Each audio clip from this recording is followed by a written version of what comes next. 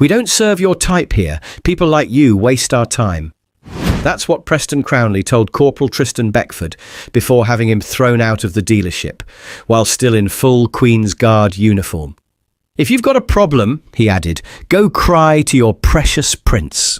24 hours later, that's exactly what happened. And who walked in next left the entire showroom frozen. But before we reveal what happened next, hit that subscribe button and drop a comment below telling us where in the world you're watching from. Now, without further ado, let's get into it. The morning light filtered through the curtains of Corporal Tristan Beckford's modest apartment. At precisely 5:30 a.m, his eyes opened, a habit formed through 12 years of military discipline that even his rare day off couldn't break. Tristan's walls displayed a life of service and passion. Between military commendations hung vintage automobile sketches. Pride of place was a faded photograph of his grandfather with a partially restored Jaguar E-Type from 1972. A true work of art isn't just owned, his grandfather had told him. It's understood, respected. Those words had shaped both his love for cars and his approach to life. Glancing at his saving statement, Tristan confirmed the figure. £58,000, enough for a down payment after 7 years of careful budgeting. Today, he would visit Crown Line Motors, London's most prestigious vintage car dealership. Tristan paused before the mirror, considering his attire. Something about this milestone called for the uniform that had become part of his identity. "It's who I am," he told his reflection, and retrieved his ceremonial uniform. Crown Line Motors appeared on Berkeley Square like a temple to automotive excess. Taking a deep breath, Tristan pushed through the revolving doors. The interior resembled a museum more than a dealership. Polished marble floors reflected the warm lighting from crystal chandeliers. Each vehicle sat on a slightly raised platform, their paintwork gleaming under perfectly positioned spotlights. His entrance had not gone unnoticed. Several customers turned, their expressions ranging from surprise to curiosity. Some whispered excitedly, pointing discreetly. A middle-aged couple nudged each other, the woman whispering, "Is that a real Queen's Guard?" A young boy tugged at his father's sleeve. "Dad, look! Can I take a picture with him?"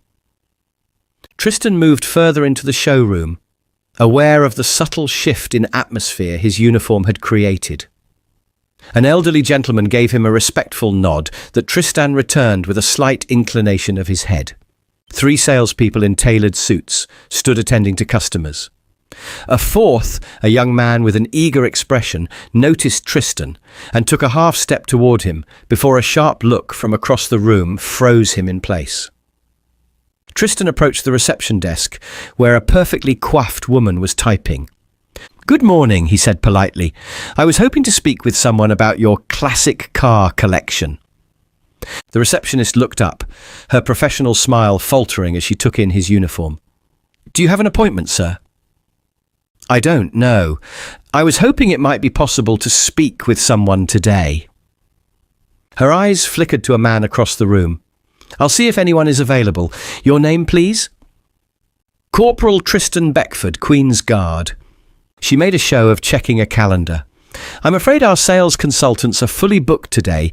Perhaps you could come back another time." Her tone suggested that another time meant in different attire. "I understand it's busy. I'm happy to wait," Tristan replied with practiced patience. As he moved away from the desk, he observed 2 new customers being immediately greeted by salespeople who had been fully booked moments earlier. Left to his own devices, Tristan began to explore the showroom. In the vintage section, he found what he had come to see, a selection of the finest British classics. And there was a sight that made his breath catch. A 1964 Jaguar E-Type Roadster, identical to the one in his grandfather's photograph, its British racing green paintwork gleaming under the lights. As if drawn by a magnet, Tristan moved toward it, unaware that his path was being closely monitored from across the showroom. Preston Crownley, the heir to the Crown Line Motors empire, adjusted his bespoke suit jacket as he intercepted a salesperson heading in Tristan's direction. "I'll handle this one, James," Preston said quietly. "We don't need to waste resources on tourists." Tristan studied the curves of the E-type, mentally comparing it to his grandfather's photographs. The craftsmanship was exquisite. A perfect restoration with subtle modern improvements only a true enthusiast would recognize. "It's got the 3.8-litre straight six," came a voice from behind him. Tristan turned to find an older gentleman with kind eyes. "Triple SU carburetors, if I'm not mistaken. They didn't switch to the 4.2-litre until late '64. "You have a good eye, sir," Tristan replied. "This is the earlier 3.8 with the aluminum dash and the smaller taillights that purists prefer." The man's eyebrows rose appreciatively. "You know your Jaguars, young man. Are you a collector?" "An enthusiast, sir. My grandfather was a mechanic who specialised in British sports cars." The man extended his hand. "Charles Wellington. That's my wife over there, being shown something far too modern for my tastes." "Corporal Tristan Beckford." "Queen's Guard, obviously," Wellington smiled. "I was army myself, years ago. Household cavalry." Their conversation was interrupted by Preston materialising beside them, his attention focused entirely on Wellington. "Sir Charles, I didn't realise you had arrived. I do apologise. Amanda should have notified me immediately." "No apologies necessary, young man," Wellington replied. "I was just having a fascinating conversation with Corporal Beckford here about this magnificent E-type." Preston's smile remained fixed, but his eyes hardened as they flicked to Tristan. "How wonderful. However, I believe Mrs. Wellington was asking for you, Sir Charles. Something about that Mercedes she was considering?" As Wellington walked away, Preston's demeanour changed instantly. "I don't know what you think you're doing," he said in a low voice, "but we don't appreciate time wasters in this establishment. I assure you, Mr. Crownley, Preston Crownley. Mr. Crownley, I am here as a serious buyer." Preston made a show of looking Tristan up and down. "Really? Because it appears to me that you're here to attract attention to yourself. This isn't a tourist photo opportunity." From across the showroom, whispers travelled between customers. "Is that guardsman actually shopping? Can they afford these cars?" "My attire has nothing to do with my intentions," Tristan replied evenly. "I've saved for 7 years to purchase a vehicle like this E-type. I'm prepared to discuss financing options today." Preston's laugh was short and dismissive. "This particular vehicle is priced at $135,000. Are you suggesting that a guardsman has that kind of buying power?" After being dismissed, Tristan continued exploring the showroom, eventually finding himself drawn back to the Jaguar. Without thinking, he reached out toward the door handle to admire the perfectly restored chrome work. "What the hell do you think you're doing?" Preston's voice cut through the showroom. He strode toward Tristan, anger distorting his features. Nearby customers turned to watch. "Step away from the vehicle. Now." Preston's hand shot out, gripping Tristan's wrist. Tristan gently but firmly removed his arm from Preston's grasp. "I was simply admiring the craftsmanship, Mr. Crownley. As I mentioned earlier, I'm interested in purchasing an E-type." Preston laughed sharply. "Purchasing? Do you have any idea what this vehicle costs?" £135,000 for this particular example," Tristan replied calmly. "Though I'd argue it's slightly overpriced, given the non-original radio and the replacement hood latches, which aren't period correct for a '64 model." Preston's face reddened. "Oh, so you're an expert now? A palace guard who moonlights as a classic car authenticator?" "My grandfather restored these for 30 years, Tristan said. "I grew up learning every component, every specification. This model has the Moss gearbox with the synchromesh on second, third and fourth, but not first. The engine produces 265 horsepower and can reach 150 miles per hour, quite revolutionary for its time." A murmur of appreciation rippled through the onlookers. Someone whispered, "He really knows his stuff." Preston's expression darkened further. "Memorizing Wikipedia articles doesn't make you a customer, Corporal. This vehicle costs more than you'd make in 5 years of standing around the palace." "I've saved for 7 years," Tristan replied evenly. "I have £58,000 for a down payment and financing arrangements prepared for the remainder." 58,000, Preston scoffed loudly. "That wouldn't cover the cost of the wheels and tyres. This is a vehicle for people who understand value, not for people who dress up for tourists." Sir Charles Wellington stepped forward from the gathered crowd. "Young man, your behaviour is appalling. This gentleman clearly knows these vehicles better than you do." Preston turned, momentarily flustered. "Sir Charles, with all due respect, you don't understand the situation. We get these time wasters regularly." "The only person playing pretend here seems to be you, Mr. Crownley," Wellington replied coldly. Preston's face contorted with rage before he regained his composure. "I appreciate your opinion, Sir Charles, but I'm responsible for running this business. And part of that responsibility includes identifying serious buyers." He turned back to Tristan, "which you clearly are not." "I can assure you," Tristan began. "No, let me assure you of something," Preston interrupted, his voice rising. "People of your financial standing don't belong in establishments like this." "I've spent my entire life around cars like these," Tristan said quietly. "I don't care if your grandfather was Enzo Ferrari himself," Preston snapped. "The fact remains that you walked in here in that ridiculous costume thinking it would somehow give you special treatment." "This is not a costume," Tristan replied, his voice taking on the edge of command. "This is the uniform of the Queen's Guard, and I wear it with honour." "How quaint," Preston sneered. "Well, Your Majesty's toy soldier, I'm going to have to ask you to leave. Security, please escort this person from the premises." 2 men in dark suits approached. "Sir, we need you to come with us," one said, not unkindly. "This is unnecessary," Tristan said. "I'm perfectly capable of leaving on my own." "Then why haven't you?" Preston retorted. Sir Charles Wellington stepped forward again. "Mr. Crownley, this behaviour is completely unacceptable. I shall be speaking with your father about this incident." Preston's confidence faltered momentarily at the mention of his father, but he recovered quickly. "My father understands the difference between serious buyers and tourists looking for photo opportunities." "Is your father here today?" Tristan asked.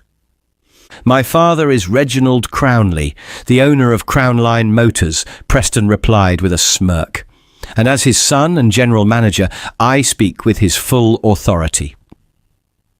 As they began to escort him toward the exit, Preston couldn't resist a final barb. "If you have complaints about how real businesses operate, why don't you write to your puppet master Prince? I'm sure he'll be devastated to hear you couldn't play with the expensive toys." Tristan's back remained straight, his steps measured and dignified as he marched toward the exit. "This is disgraceful," a woman muttered as he passed. At the door, one of the security guards spoke quietly. "Sorry about this, sir. Just doing our job." Tristan gave him a slight nod of understanding. As the glass doors closed behind him, he caught a final glimpse of the Jaguar E-Type, a dream temporarily deferred by prejudice and assumption. The barracks of the Queen's Guard stood in stark contrast to the opulence of Crownline Motors. Tristan entered his quarters, carefully removing his bearskin cap and placing it on its stand with practiced precision. He had just begun unfastening his tunic when a knock sounded at his door. "Enter!" he called. Major Edmund Whitfield stepped into the room, his observant eyes immediately catching the tension in Tristan's movements. "Afternoon, Beckford," he said. "Thought you were spending your day off at that car dealership you've been talking about for weeks." "I did, sir," Tristan replied, continuing to remove his uniform with meticulous care. "Must not have gone well then," Whitfield observed. "You're doing that thing with your jaw, clenching it like you're about to bite through steel." Tristan paused. Just a disappointing experience, sir. Nothing worth discussing. Whitfield closed the door and leaned against it. In my experience, nothing worth discussing usually means exactly the opposite. What happened? Slowly, Tristan recounted the events at Crown Line Motors, his voice dispassionate, as if delivering a mission report rather than a personal humiliation. Whitfield listened without interruption, his expression darkening progressively. When Tristan mentioned the puppet master prince comment, the Major's eyes flashed with anger. So this Preston character publicly humiliated you while you were in full uniform, Whitfield summarised. Not just disrespecting you personally, but the regiment and, by extension, the Crown itself. It was a private matter, sir. I shouldn't have worn the uniform off duty. Nonsense, Whitfield snapped. You have every right to wear your uniform with pride. This isn't about you being sensitive. This is about fundamental respect for what that uniform represents. The Major paced the small room.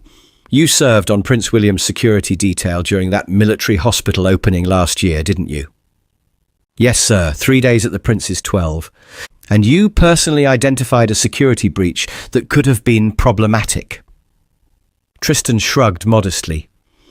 I simply noticed someone in the press pool who wasn't wearing the proper credentials. As I heard it, that someone turned out to be trying to get uncomfortably close to the Prince with a knife in his jacket. Just doing my duty, sir. And the Prince personally thanked you, did he not? He did, sir. He was very gracious. Whitfield nodded thoughtfully. The palace has a long memory for those who serve it well. I think this incident warrants documentation. I'd like you to write a formal account, just a factual report of what transpired. After the Major left, Tristan wrote his report with military precision, factual, chronological, devoid of emotional language. When he delivered it to Whitfield's office, the Major read it carefully, nodded once in approval, and placed it in an official envelope. Good work, Beckford, he said. You can consider this matter in proper hands now. What Tristan couldn't know was that Major Whitfield had already called a former colleague who now served on the royal household staff, someone who could ensure this report would reach Prince William's private secretary by morning. The next morning at Crown Line Motors, Preston Crownley watched the cleaning staff make their final preparations for the day. The telephone at the reception desk rang. The receptionist answered, her practiced smile audible in her voice until it suddenly faltered. Yes, of course. 1 moment, please. She covered the receiver with her hand, eyes wide. Mr. Crownley, it's Buckingham Palace on the line, for you. Preston froze momentarily before recovering with a smirk. Well, well. He straightened his tie and took the phone. Preston Crownley speaking. The colour drained from his face as he listened. Yes, of course, we would be honoured. Tomorrow at 11 a.m. We'll make all necessary arrangements. Thank you very much indeed. What is it? The receptionist asked. Prince William, Preston whispered, then continued more confidently. Prince William is coming tomorrow to view our collection. They're specifically interested in the E-type. The news spread through the showroom like wildfire. Preston began barking orders, ordering fresh flowers, champagne, and additional security. Call my father immediately, he instructed. Tell him to get back from Hampshire at once. The Prince of Wales is visiting our showroom tomorrow. Meanwhile, in his barracks, Tristan received an unexpected call. Corporal Beckford speaking, he answered crisply. Good morning, Corporal. This is James Hamilton, Private Secretary to His Royal Highness Prince William. The Prince asks if you might accompany him on a special appointment tomorrow morning at 11 a.m. Tristan blinked in confusion. I'm scheduled for duty tomorrow, sir. That's been arranged with Major Whitfield already. The Prince specifically requested your presence. May I ask the nature of the appointment, sir? There was a slight pause. His Royal Highness is interested in viewing a classic automobile collection at a dealership in Mayfair. I believe you're familiar with Crown Line Motors. Realization dawned on Tristan. Yes, sir, I am. After hanging up, Major Whitfield appeared at his door with a hint of a smile. I take it you just received an interesting call, the Major said. Sir, did you... Whitfield shrugged.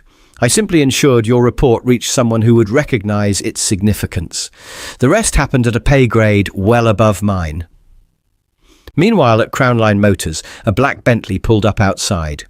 Reginald Crownley, a distinguished man in his 60s with silver hair, strode into the showroom. "Father," Preston exclaimed, "you got here quickly." "When my receptionist calls to say a prince is visiting my business tomorrow, I make it a priority," Reginald replied. "Now, explain to me exactly how this came about." Preston's chest puffed with pride. "It seems our reputation has finally reached the palace. They called specifically about the Jaguar E-Type." "Did they indeed?" Reginald raised an eyebrow. "And you had no prior interaction with anyone connected to the royal household?" "None whatsoever," Preston assured him. "This is simply recognition of our status as London's premier classic car dealership." By 10:30 the next morning, Crown Line Motors had transformed into a royal reception. A plush red carpet stretched from the curb to the entrance. Crystal vases filled with white roses adorned every surface. At precisely 10:55, Preston positioned himself beside his father at the entrance, straightening his tie repeatedly. "This will put us on the map, Father." "We will not be using this visit for advertising," Reginald stated firmly. "That's not how these things are done." At 11 o'clock sharp, a small motorcade of unmarked Range Rovers and police motorcycles turned onto the street. Prince William stepped out, dressed in a perfectly tailored navy suit. "Your Royal Highness," Reginald said, stepping forward with a respectful bow. "Reginald Crownley, it is our profound honour to welcome you to Crown Line Motors." "Thank you for accommodating us on such short notice, Mr. Crownley," the Prince replied, shaking his hand with genuine warmth. Preston stepped forward eagerly. "Preston Crownley, Your Royal Highness. I'm the General Manager and son of the owner. It was I who spoke with your office yesterday." "Ah, yes," the Prince replied, his smile unchanged, though something flickered briefly in his eyes. "I believe there's someone else you've met recently." He turned slightly to gesture toward the vehicle. A figure in the full ceremonial uniform of the Queen's Guard emerged from the car, Corporal Tristan Beckford, his bearing perfect, as if he were on duty at the palace gates. Preston's smile froze on his face. His eyes darted from the Prince to Tristan and back again, comprehension dawning with sickening clarity. "Corporal Beckford has been kind enough to accompany me today," Prince William continued pleasantly. "I understand he has quite an eye for classic British automobiles, particularly E-types." Reginald Crownley's expression revealed nothing, though his eyes briefly narrowed as they moved from Tristan to his son. "Please come inside," Reginald invited. "We're deeply honoured by your interest in our collection."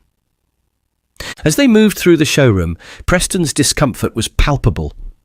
Staff members exchanged confused glances, sensing the unusual tension. Prince William circled the E-type. A magnificent example. The restoration appears impeccable. "Thank you, Your Royal Highness," Reginald replied. "Our specialists take great pride in their work." Though Corporal Beckford noticed some non-original elements, the Prince added. "The radio and—" "The hood latches, sir," Tristan supplied. "They're from the later 66 model." Preston's face had grown pale. "I wasn't aware of that discrepancy." "Strange," Prince William remarked. "I was under the impression that Corporal Beckford pointed that out during his visit yesterday." The showroom fell silent. All eyes turned to Preston, whose composure was disintegrating. Prince William turned to Preston directly. "Mr. Crownley, I understand there was some unpleasantness during Corporal Beckford's visit yesterday." "What unpleasantness?" Reginald asked, looking concerned. "Perhaps your son could explain," Prince William suggested. Preston tugged at his collar. "There was a minor misunderstanding, Father. Nothing of consequence." "A misunderstanding," the Prince repeated. "Corporal Beckford, would you characterise what happened as a minor misunderstanding?" Tristan stood at parade rest. I came to view the Jaguar yesterday, sir, in my capacity as a private citizen interested in purchasing it. Mr. Preston Crownley refused me service and had security escort me from the premises. Is this true? Reginald demanded, turning to his son. Father, he came in wearing that uniform, Preston protested. It was obvious he wasn't a serious buyer. And you determined his financial situation based on his uniform? Reginald's expression hardened. He's a guardsman, father. They make what, £30,000 a year? The car costs £135,000?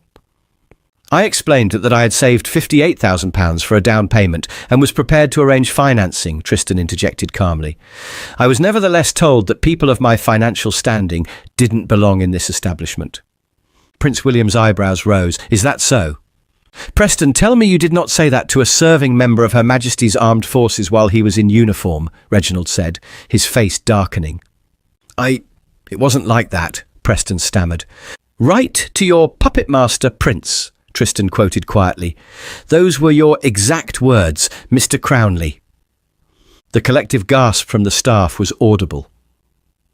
Reginald closed his eyes briefly, as if in physical pain. Your Royal Highness, the elder Crownley said, turning to Prince William, I cannot begin to express my shame and regret over this incident. Please understand that my son's actions represent neither my views nor the values of this company. I understand completely, Mr. Crownley, the Prince replied. I've found that in matters like these, it's best to distinguish between the actions of individuals and the institutions they represent. He glanced meaningfully at Tristan's uniform, something Corporal Beckford understands very well. Reginald nodded gratefully before turning back to his son. Preston, you will apologise to Corporal Beckford immediately. Preston looked like he might object, but one look at his father's expression changed his mind. I apologise for my behaviour yesterday, Corporal. It was inappropriate. And to His Royal Highness, Reginald insisted, I deeply apologise for my comments regarding the royal family, Your Royal Highness, Preston added, his voice tight with humiliation. They were inexcusable. Prince William nodded once in acknowledgement. Your apology is noted, Mr. Crownley. Reginald placed a firm hand on his son's shoulder. Take the rest of the day off, Preston. We'll discuss your future role in this company this evening. With a stiff bow, Preston retreated toward the rear offices. Corporal Beckford, Reginald said, turning to Tristan with genuine regret. I owe you a sincere apology. Your service deserves the utmost respect, as does your custom as a potential client. Thank you, sir, Tristan replied simply. I'd like to offer you the E-Type at a 30% discount. It would bring it within range of your down payment with reasonable financing. Prince William watched with interest. A generous offer, wouldn't you say, Corporal? Tristan studied the Jaguar, then turned to Reginald. It's a beautiful automobile, and your offer is generous. However, I'll continue my search elsewhere. I understand, Reginald nodded respectfully. The offer remains open should you change your mind. As they prepared to leave, Reginald added, Your restraint does you credit, Corporal. Lesser men would have demanded retribution. The uniform demands a higher standard, sir, Tristan replied, from those who wear it and those who encounter it. As they stepped outside, the morning sunlight gleamed off the polished buttons of Tristan's uniform. The red carpet that had been laid out with such ceremony now seemed oddly symbolic, a path of dignity restored. Well, Corporal Beckford, Prince William said as they approached the waiting vehicles, it seems you've made quite an impression. I never intended to create such a situation, Your Royal Highness, Tristan replied. The prince smiled. Sometimes reminding people of proper respect isn't about creating situations, but about addressing ones that already exist. My grandmother once told me that the true measure of the crown isn't in the pageantry or the ceremonies, but in how it treats those who serve it. Reginald approached them once more. Your Royal Highness, Corporal Beckford, I want to thank you for this lesson in humility and respect. Preston will be stepping down from management to spend the next 6 months working in our restoration shop, learning about the craftsmanship and heritage behind every vehicle we sell. A wise decision, the prince nodded. Sometimes the best education comes from starting at the foundation. As they departed, Tristan sat quietly in the royal motorcade. Having second thoughts about the Jaguar? Prince William asked. No, sir. Some principles are worth more than possessions, even dream ones. The prince nodded. What impressed me most wasn't the disrespect you faced, but how you handled it. There's dignity in standing your ground without lowering yourself to another's level. As they approached Buckingham Palace, Tristan gazed at the iconic building he had sworn to protect. He might not be driving home in the Jaguar E-Type he had saved for, but he had preserved something far more valuable, the honour of his uniform and the principles it represented. For a soldier of the Queen's Guard, there could be no greater victory than that. Have you ever stood your ground when faced with prejudice or walked away to avoid conflict? Was Tristan right to decline the car, even after receiving an apology? What would you have done? If this story touched you, hit that subscribe button and turn on notifications so you never miss our daily Royal Guard stories. Share this video with someone who understands that true respect isn't about status or wealth, but about recognizing everyone's dignity. Our previous videos are appearing on your screen now. Check them out next. We'll see you tomorrow with another brand new story you won't want to miss.